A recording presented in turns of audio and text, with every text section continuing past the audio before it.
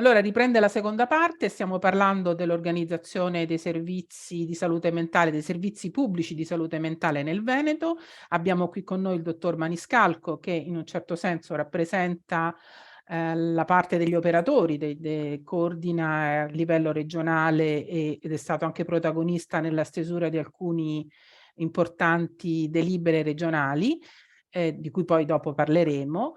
E poi abbiamo anche a rappresentanza delle associazioni dei familiari Silvana Marzagalli per l'AIDSAM, Associazione Italiana Tutela Salute Mentale, e per Psiche 2000, che è un'altra associazione molto attiva nel Veneto, credo che sia solo nel Veneto, Mariano Barbieri.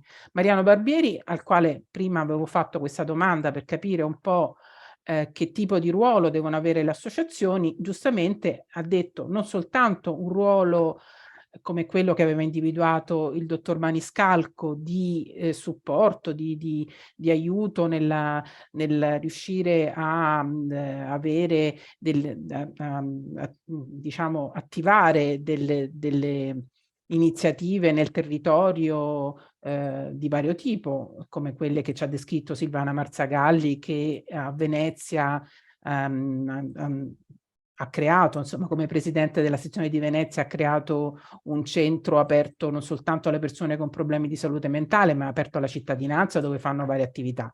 Però diceva giustamente Barbieri, sì, ma c'è anche l'aspetto, diciamo, di pressione sulla politica, no? Per avere un maggiore spazio, per avere maggiori risorse. Ecco, sulle risorse mi sembra che c'è stato un intervento molto chiaro dalla presidente dell'AIDSAM proprio il 18 novembre. Il 18 novembre del 2022 c'è stata una conferenza che si è svolta a Verona, una conferenza sulla salute mentale, conferenza regionale veneta sulla salute mentale, un incontro molto interessante secondo me al quale hanno partecipato familiari, utenti e operatori. In quell'incontro sono state dette tante cose, tra le tante cose, e questo è un argomento che volevo portare subito alla vostra attenzione, c'è stato il tema delle risorse. La Tali Corona, che è la presidente dell'AIDSAM, che è appunto molto presente nel Veneto, ha detto le risorse sono poche. Noi sappiamo che il 2,8-3% della spesa totale in sanità è dedicato, del totale della spesa sanitaria è dedicato alla salute mentale, mentre in teoria dovrebbe essere il 5%. Questo è un tema che è stato dibattuto molte volte, molto spesso le associazioni del Veneto l'hanno portato e ci sono state fatte anche delle manifestazioni proprio per protestare contro questa situazione. Ecco, su questo argomento già mi ha detto il dottor Maniscalco che voleva dire qualcosa, quindi gli do la parola perché sembra che ci siano delle buone novità. Ecco. Guardi, la conferenza regionale nasce da un interlocutorio avuto in Commissione Salute Mentale addirittura ancora prima, mi riferisco all'estate del 2021, in cui con l'assessore, alla mia presenza, sono state ricevute le associazioni familiari, i portatori di interesse anche delle società scientifiche e quant'altro. Il tema della carenza di risorse, delle risorse limitate in Veneto è ben noto. Per questo motivo si è dato luogo a una serie di iniziative di programmazione, fra cui la DGR 371, ma anche alla, come dire, messa in campo di risorse. I dati che correttamente la signora Tali Corona ha portato sono dati riferiti al sistema informativo nazionale che ogni anno in qualche modo produce un report e noi sappiamo che in Italia c'è un investimento limitato in salute mentale perché la media è del 3,5 dei bilanci aziendali e in Veneto è più bassa. Il Per 3,5 questo del motivo, totale della spesa sanitaria, no? sì, dei bilanci aziendali sostanzialmente, sì. E in Veneto è più bassa. Per questo motivo sono appunto state messe in campo iniziative. Ne cito due perché sono molto recenti. Una riguarda una recentissima delibera che prevede la riprogrammazione dei centri diurni, in qualche modo andando a migliorare la qualità, nel senso degli operatori presenti, perché la vecchia normativa non prevedeva un numero di operatori di quelli che sono previsti ed non aumentando, dando la possibilità di aumentare i posti, decideranno poi le aziende se farlo o no, con un investimento in 3 anni fino a 9 milioni e 3. Inoltre, proprio in queste settimane, con due decreti decreto 87 e il decreto 89, sono state assegnate per il 2023 risorse di circa 7 milioni di euro alle aziende ULSS per l'assunzione di personale, psicologi, educatori sociosanitari, terapeuti della riabilitazione psichiatrica e assistenti sociali. Ovviamente questo non dà risposta a tutta la necessità ulteriore che c'è, ma è un primo passo che va nella direzione di migliorare gli investimenti in salute mentale. Questi documenti sono reperibili da parte di tutti, quindi sono verificabili. Ovviamente, lo ripeto, questo è solamente un passo che va in quella direzione. Quello che mi preme sottolineare è che queste istanze sono state manifestate già da tempo e che la programmazione regionale, per quello che compete, la parte tecnica compete a me, quindi diciamo, la visione, diciamo, della programmazione a medio e breve e medio termine, e poi la risposta evidentemente della politica in questa prima fase è manifesta. Il resto lo vedremo ovviamente nel tempo. Questo per correttezza. Va bene. Non so se vogliono commentare qualcosa Silvana o Mariano. Beh, allora, il tema dei soldi, parliamoci chiaro, da investire, è un tema che è sempre stato presente, fin da fine anni 80, inizi del 2000, tant'è che nel progetto del 2000, credo, non mi ricordo nell'89, ma nel 2000 fu inserito esplicitamente il 5%, voglio dire, no? Ed eravamo in 2 associazioni lì presenti, non eravamo 15 associazioni, no? Poi questa cosa è stata ripetuta, ricordata, e nel corso degli anni abbiamo fatto manifestazioni a destra, a sinistra e a manca, voglio dire. Per chi non era presente, una volta noleggiamo anche una barca gigantesca, voglio dire, e andammo con la prua quasi dentro dove era la giunta o il consiglio regionale. Entrammo e non c'era nessuno, erano scappati tutti. Non sto mica scherzando, voglio dire. Quindi ovviamente, ma se guardiamo anche la neuropsichiatria infantile, nel Veneto è stata sottodimensionata ancora più della psichiatria. Assolutamente. Assolutamente, posso confermare, anch'io mi ricordo che quando ho fatto delle trasmissioni avevamo la descrizione della situazione era veramente molto molto pesante. Mi sembra anche, tra l'altro, che nei tavoli, adesso io volevo anche introdurre un po' il discorso, alcune cose che sono emerse nell'incontro del 18 novembre, perché nel 18 novembre sono stati anche presentati dei tavoli di lavoro. Io ve li posso elencare brevemente. Un tavolo sui diritti di cittadinanza e partecipazione, lotta allo stigma e alle discriminazioni. Poi c'è un altro tavolo il cui titolo è Dall'adolescenza all'età adulta, interventi di presa in carico in coprogettazione fra aree di confine. In questo tavolo, per esempio, mi sembra chiaro che la descrizione della situazione della neuropsichiatria infantile e dell'adolescenza è stata ben descritta, insomma, hanno dato sono stati dati dei dati veramente molto allarmanti. Poi un altro tavolo è coprogrammazione e coprogettazione nella salute mentale di comunità, il protagonismo dell'utenza, del terzo settore e dell'associazionismo. Un quarto tavolo, l'importanza del capitale umano in salute mentale, il modello biopsicosociale oggi tra progetti terapeutici individualizzati e percorsi diagnostici terapeutici assistenziali. Il quinto tavolo, i diversi contesti della riabilitazione, dal sistema di offerta di residenzialità e semi-residenzialità al budget di salute. Il budget di salute è una cosa a cui mi sembra che si sta muovendo, insomma, abbastanza all'interno della regione, si sta andando avanti. Ne abbiamo anche parlato in un'altra trasmissione, tra l'altro.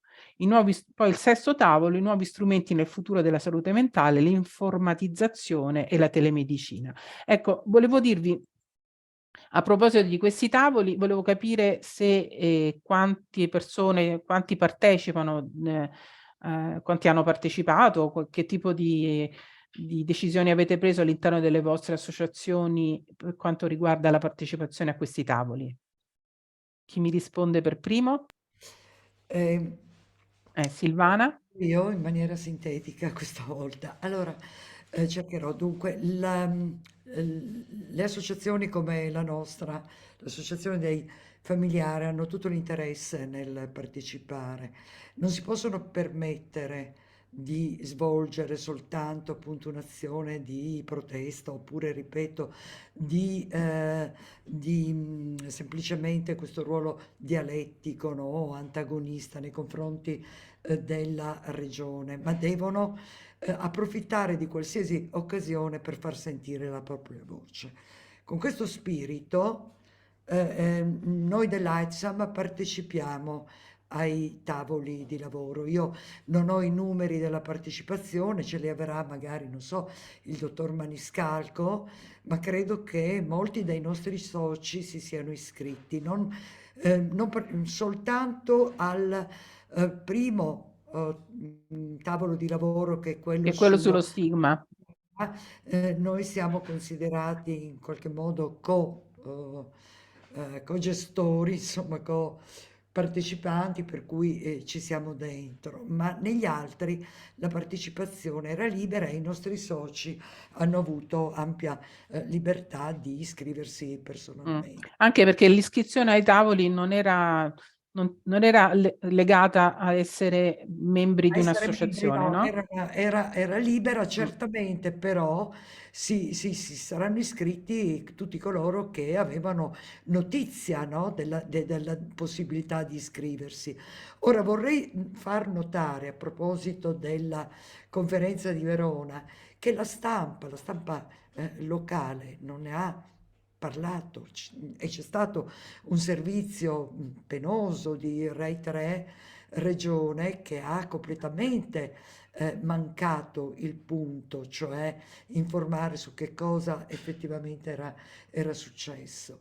E quindi il cittadino, no, comune, interessato ai temi della salute mentale, ma non perché direttamente coinvolto né come familiare né come operatore, mi riferisco ad associazioni come, mi viene in mente, Diritti in Movimento, che riunisce molti amministratori di sostegno, che ha temi veramente molto importanti, no? Ecco, non è venuto a sapere in nessun modo della possibilità di iscriversi. Devo dire che questa volta devo dare atto alla Regione di uno sforzo organizzativo enorme, perché ha messo a disposizione pullman, quindi noi siamo stati trasportati a Verona gratuitamente, ha incentivato in tutti i modi la partecipazione, ma ripeto, sempre all'interno dei strettamente addetti ai lavori, mentre qui è importante ed era molto importante la partecipazione anche di quelli che si trovano all'esterno.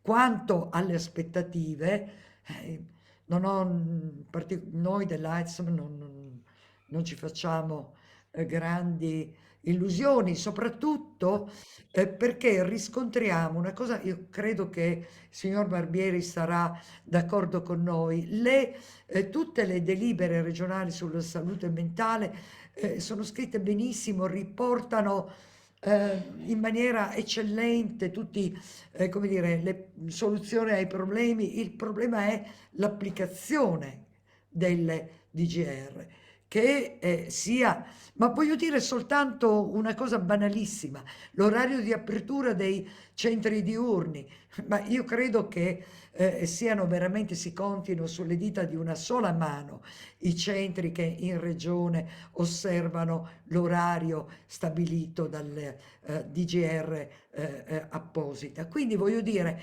è l'applicazione che, a causa di quella mancanza di risorse finanziarie e umane, in cui devo dire il ritardo nell'assunzione si paga caro, nella programmazione si paga e si paga caro, ma lo pagano soprattutto gli utenti. Ecco, io dico che ci aspettiamo delle bellissime delibere regionali sull'applicazione, però così come è successo per l'ultimo progetto obiettivo, lì veramente casca l'asino, detto volgarmente.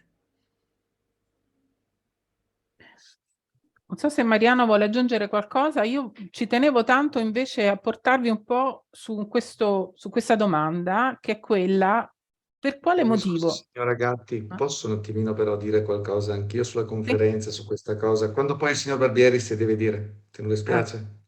certo. Non so se il signor Barbieri vuole aggiungere. Mm, per quanto riguarda la partecipazione ai 7 tavoli, mi sembra Sono 6, non sono 7. ci sarà qualcuno di Psiche 2000 qua e là, poi non so, da vari luoghi. Personalmente ho un disturbo fobico sulla partecipazione, visti i miei 38 anni, voglio dire, no? E quindi poi non vorrei però che questi tavoli, conoscendo un po' abbastanza a fondo l'ambiente, si trasformassero qua e là in forme di protesta. Ok, si può anche dire in quei tavoli che manca questo e quello, però dovrebbero essere più costruttivi. Spero non sarà così, voglio dire, no? Perché l'obiettivo è di costruire qualcosa, non di segare tutto, perché sennò non andiamo da nessuna parte, insomma. Poi sulla questione delle delibere, ovviamente ne so qualcosa. Guardiamo la 1616 del 2008 che delineava i parametri, anche, come dire, gli standard, ma perfino, se non ricordo male, dei metri che dovevano avere i centri di salute mentale e certe strutture, ma di quell'applicazione c'è stato gran poco, e anche il personale, ma questo non ricordo bene. Quindi speriamo che si cambi in senso applicativo. Poi finisco col dire che c'è una enorme differenza fra quelle che sono le conferenze, chiunque le faccia, anche quelle che fanno eventualmente le associazioni, lavorare in psichiatria dentro nei servizi, e quella che è la vita reale, le difficoltà, perché io le sento in continuazione, voglio dire, no?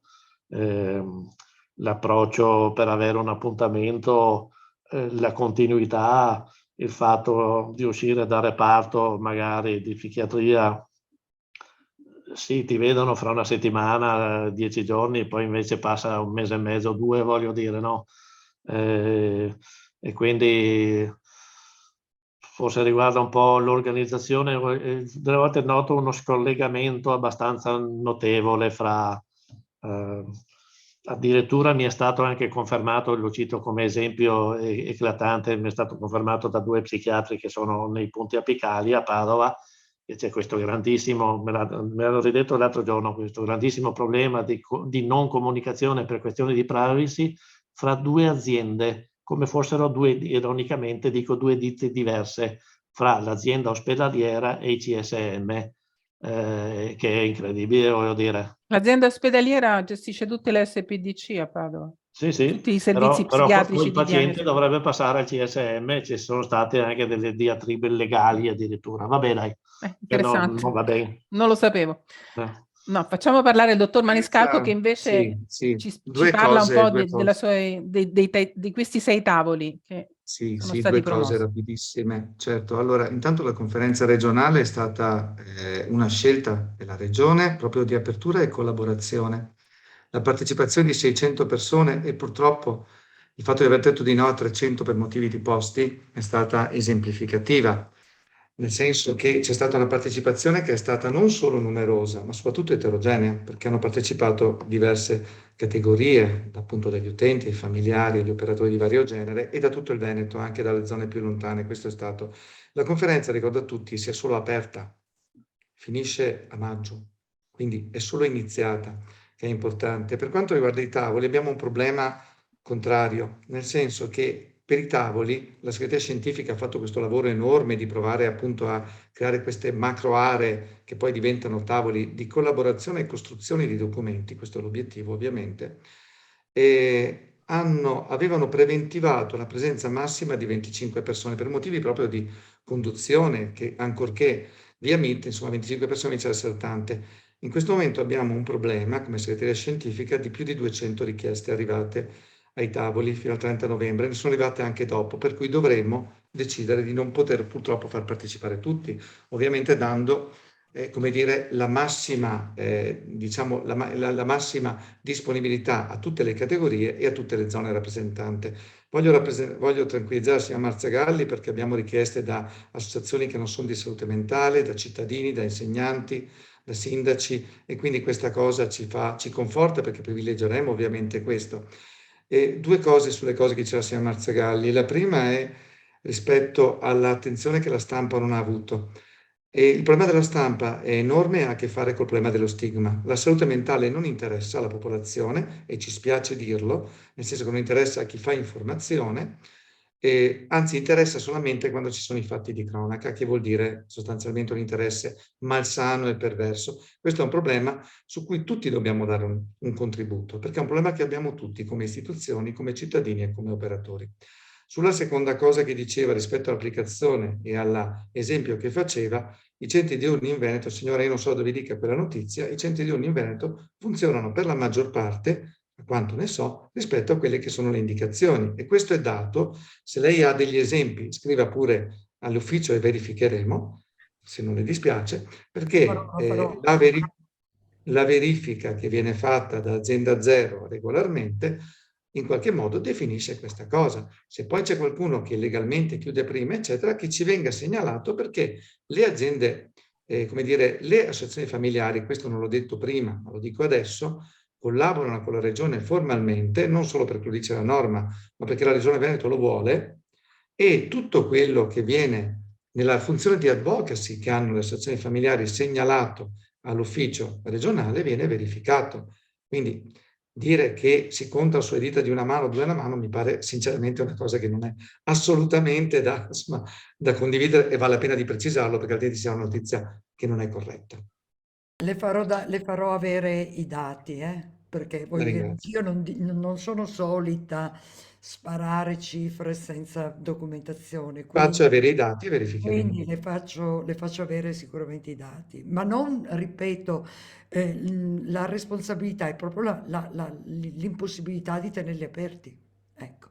Così come al di là del Covid, di quello che è successo, come diceva il Mariano Barbieri, è stato, il Covid ha rappresentato una tragedia per i pazienti e le loro famiglie. E non è ancora finito, ovviamente, per cui Il Covid è una tragedia per molti e per sì, tanti, ma cioè diciamo non che ha ci colpito mancherebbe. particolarmente tutte le malattie croniche, ovviamente, e fra cui anche la malattia psichiatrica, insomma. Ecco. Comunque le farò avere i dati. Va bene, sentite, io penso che facciamo un'altra pausa e poi dopo abbiamo ancora circa una mezz'ora per discutere degli altri argomenti. Ancora non ho esaurito tutte le domande, non so se riuscirò a esaurirle. Grazie.